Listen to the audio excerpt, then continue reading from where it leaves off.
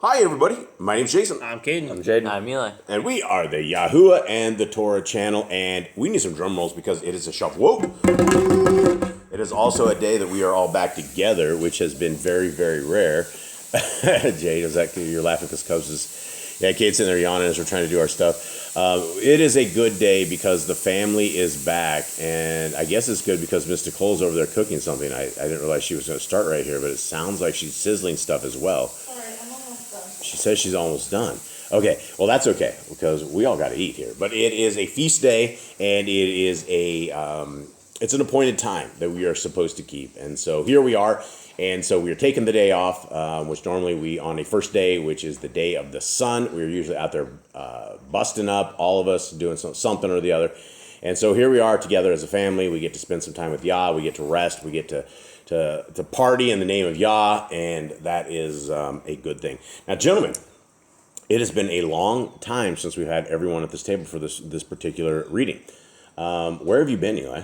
I've been working. What do you do? I'm a chef, basically. Are you a chef, or are you like the chef's apprentice? Both? Both. How long do you have to cook before you become a chef? I think that's a while, isn't it? I believe they call it a sous chef. Sous chef? No, that's the second in command. The sous chef second in command? Yeah. What's the guy at the very end? Isn't he just like a prep cook or something? I think you should say, I don't know, maybe assistant chef. Assistant chef. I don't think you get that title yet. You're still at the very the beginning of this. I don't know what it is, but he's doing really, really good. Jade, where you been? Working. Working. What are you doing? Computer repairs. Computer repairs, taking stuff apart, doing stuff. Kate, where you been? With you, pretty much. Yeah, you're the only one I had any of these encounters with over here on this thing. And now it is good to see you reading out of the Yah Scriptures, Kate. I see a huge book right before us, and we are reading out of the very first one. It's definitely 1 inch right there. It's 2 inches, a little over 2 inches thick. Can you see it? You're in the Book of Kings right now. Can you see everything? Yeah, it's large. Okay, it's large and in charge. This is what we're looking at. This is what Cade's actually reading out of right now, and we're so psyched. I'm real psyched because yesterday I got to read out of it for the very first time. I made it to 7 chapters or so of Genesis, and it was an amazing reading to be able to see this. Guys, this is 14.5 font, so that means the vision impaired among us will be able to see it, hopefully. Depends on how bad the vision impaired is, but at least it gives us a shot. And for the last about 4 or 5 years, I've been unable to read out of a book without putting my glasses on. And anytime that I use my glasses, I end up getting a gnarly headache. So I've only been able to read off a tablet or device, so it was very, very nice. And so, guys, Yah Scriptures is, it's coming. It's on its way. You're not available. You can't actually purchase this stuff on Shabbats. So if you want a Yah Scriptures, you got to get it on a regular day. And today's not the regular day, and yesterday is not a regular day. So tomorrow the stores will be open again, and you guys will be able to purchase them. For every scriptures that goes out, we are able to get 1 full scriptures into our brothers and sisters in chains. And I've run into a tremendous amount of brothers and sisters in chains. We write them. And in fact, I write half of it. I write the main message. And then I have my little comrade, Eli. He does the rest of our prisoner letters. And what we do is I write to them personally on all whatever we're talking about. We always go back and forth on stuff. And so I always write to that. And then when I'm done, Eli starts pasting pieces of Yah's scriptures into the emails. And so the prison system is extremely corrupted to the point that it costs us 88 cents just to get a letter to our brothers and sisters in chains, because most of the time we have to send them a 44-cent stamp to get the message back. And so all of our brothers and sisters in chains are helped by Eli. And Eli, how many letters do you think you've written in the last year? How many? Just take a guess. I thought it was more than a year that we'd been actually talking to these guys, but the guys actually know I talked to Noe, and he's like, look, it's been right at a year. I have all the letters. I've saved everything. It's right here. And I would like to encourage everybody out there, before I go too much further into this could be a special prisoner thing, because, I talked to Noe this weekend, and he says he's been incarcerated for 18 years of his life, and he is a tremendous dude. He is tremendous. He's in prison right now. He is leading a group of guys, Torah-keeping guys. He has been a light shining for Yah. And he told me something very, very sad that made me very sad. And I hope that it makes you guys sad, because there's something we can do to end this sadness, because He said in the course of the time that he's been there, he's had a total of 3 pen pals, and they lasted no more than 3 months. And so the people in prisons are forgotten about. It is really, really easy to forget about those who are incarcerated, and our brothers and sisters in chains are the ones who need the most love, the most support, the most help. And if you guys would like to pen pal them, I can show you guys how. I will probably need to do a video because it's different than the old school days of just writing. We've had some folks that tried to write these brothers, and some get rejected. And so the correct way to not get them rejected is to download an app called Securus, which is a government app, and write them through that app. And so I will do an email or a video a little bit later and show you guys how to do this. But I would strongly encourage everybody to find a prisoner pen pal and to reach out. If you guys have any time whatsoever, if you guys can share doctrine, if you guys can share your stuff, and I'm not talking to the Christians. This offer does not go to the Christians. I don't want the brothers in chains to be sent incorrect doctrine. And unfortunately, if you are a Christian, you guys send these brothers some Christian literature and tell them once saved, always saved. They're not gonna be real happy. You probably won't get a letter back because these brothers are Torah keepers. They know that Elohim is one. They love him. They love his son. And they love his ways. And so if you guys have it in your heart that you guys would like to do this, please contact us. I will show you guys the way. I'll get a video out soon. You can email me at jboss008@gmail.com. And guys, our brothers and sisters in chains are very much worth everything. Okay, gents, I'm going to take a quick look on the screen for everybody over Israel and the kings of Israel and things of this nature. We had Saul, David, and Solomon, the first 1,000 years of kings.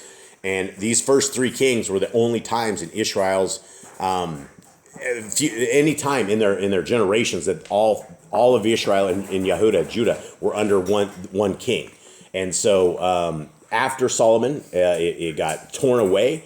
It went to Rehoboam and Jeroboam, and it continues on. And right now we are with Ahab, or it's in our version it's Acab because the H's are a different sound. So this is where we are at right here in the world of Acab as we begin. Now, gentlemen, since I just had you read the last 5 chapters to get kind of caught up, can somebody give me a quick breakdown of who, what, where, when, why, and hit it? We are in the days of the prophets of Elijah, Obadiah. Elijah is going to war with people. He had the evil queen, Jezebel. They slaughtered a bunch of prophets. He went and hid the prophets. Obadiah and him teamed up. They brought prophets out versus the prophets of Baal.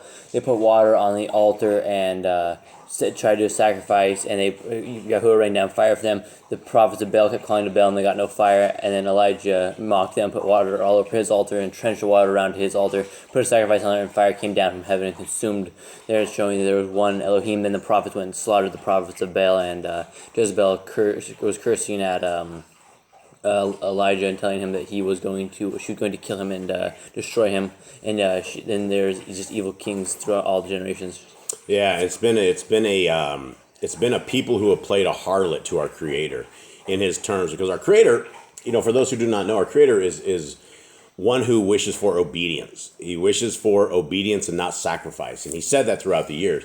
And for anybody that has never listened to anything that we've talked about, we are the family that believe that the laws, statutes, and commandments that are found in Genesis, Exodus, Leviticus, Numbers, Deuteronomy are what we should be using to rule our lives with. Not only are they excellent advice given to us by the hand of our Creator, but they are things that will keep us alive, and they will keep us not getting sick. There's so many good things out of the laws, which we call the Torah, that this is why we have this channel, is Yahuwah and the Torah, because without the Torah, the Messiah it's not going to be a complete package. And without the Messiah, the Torah is uncompleted. And so it's a two-way street, and that is what the book of Revelation says, that it says the only people that are saved are the people who are obeying the law, statutes, and commandments of our Creator, and those who have the faith of Messiah Yahushua, or Jesus the Christ, as you guys would probably know him by.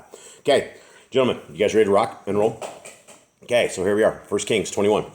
And it came to be, after these events, that Naboth, the Yisraelite, had a vineyard, which was in Yisrael, near the palace of Acab, the sovereign of Shomeron. And Acab spoke to Naboth, saying, "Give me your vineyard, and it shall be a vegetable garden for me." 1 second here. And Achab spoke to Naboth, saying, give me your vineyard, and it shall be a vegetable garden for me, since it adjoins my house, and let me give you a better vineyard for it. If it is good in your eyes, let me give you its worth in silver. So he's not trying to take it from him. He is trying to buy it from him, right? Now, why wouldn't somebody in Israel want to sell their land? Because it's their land, it's what they have. It's their inheritance. It's their inheritance. That's the laws. And that's what a lot of people do not understand, is that our Creator gave families and gave tribes various lands and gave them an inheritance.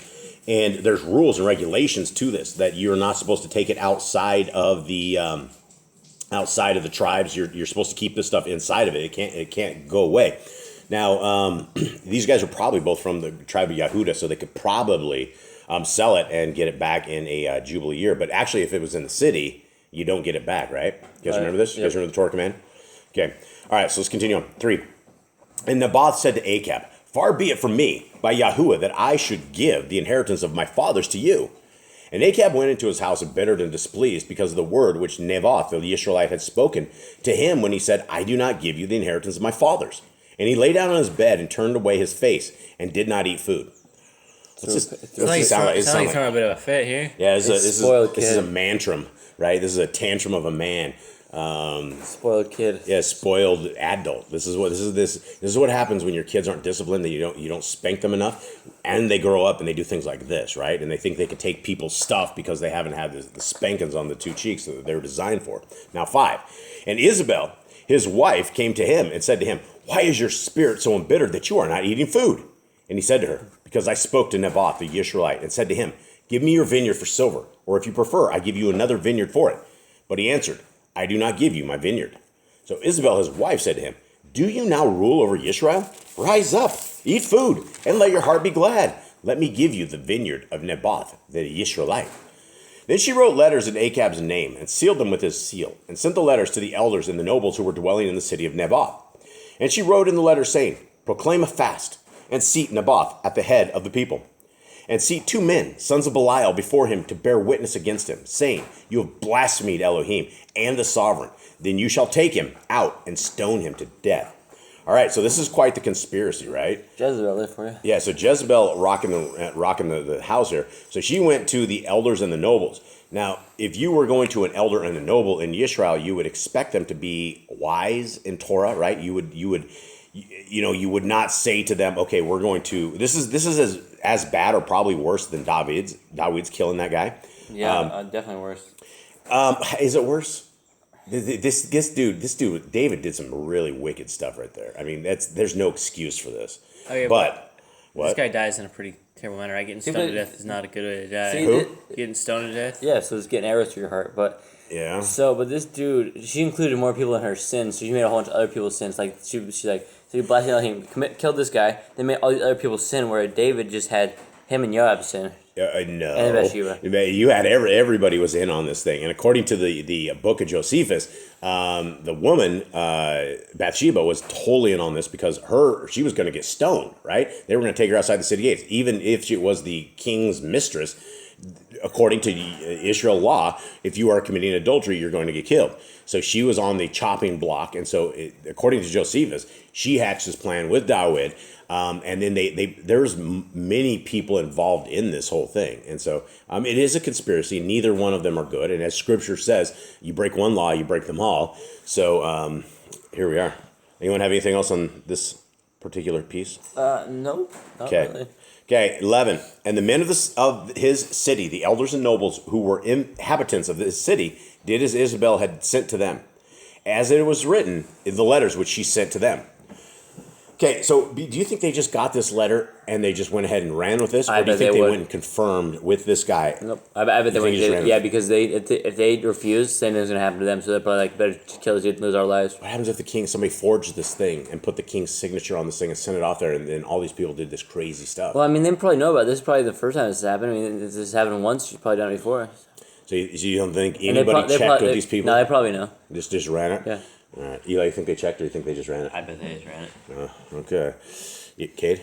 I had everyone Yeah, say. no, they. Yeah, they did. All right. So it's Yeah, if they three. would have checked, they would have been like, "Oh, this guy's a righteous guy." You know, if they actually like maybe consulted with Elohim first, been like, "Hey, this guy a good guy, a bad guy?" I mean, she totally put in the letter what they want to do. Just but have men of Belial. Yeah, they should have two false witnesses up there, and that's like they should look at it and be like, "Yeah, that's not what we do." All right. Let's see. 12. They proclaimed a fast and seated Naboth at the head of the people. And the men, sons of Belial, came in and sat before him. And the men of Belial witnessed against him, against Naboth, in the presence of the people, saying, Naboth has blasphemed Elohim and the sovereign. So they took him outside the city and stoned him with stones, and he died. Now, what do you guys think this guy was sitting there screaming all the way out? Saying he's innocent? Probably. You guys are a bunch of liars. That what is this thing? Or do you think he just took this and just No, I bet he had some words to say. Before all the way out? I'm sure it wasn't just a quiet, like, okay, yeah, I understand. So he went there for some sort of good thing. He thought there was going to be something. And the weird thing is they put him at the head of the table, right? So it wasn't like he was just a dude around the table. He was a guy probably set up above the people, or at least at the end of the table for some reason. And then all of a sudden these dudes start ripping him to shreds. Okay. And they sent to Isabel saying, Naboth has been stoned and is dead.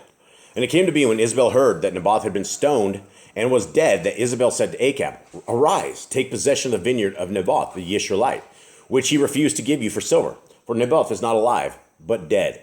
Now, do you think Achab knew about all this whole scheme? Do you think she said anything? I bet he figured it out real quick. This guy just doesn't end up dead for... Because Achab would know if he blasphemed against him, right? If he saw the council, like, this guy blasphemed against me, when? Yeah, but do you think that she went and she got this letter? She's like, look, I'll take care of this Achab. Go rise up and eat, you big baby. He's complacent with this. You think? Yeah. But do you think he knew what she was going to do?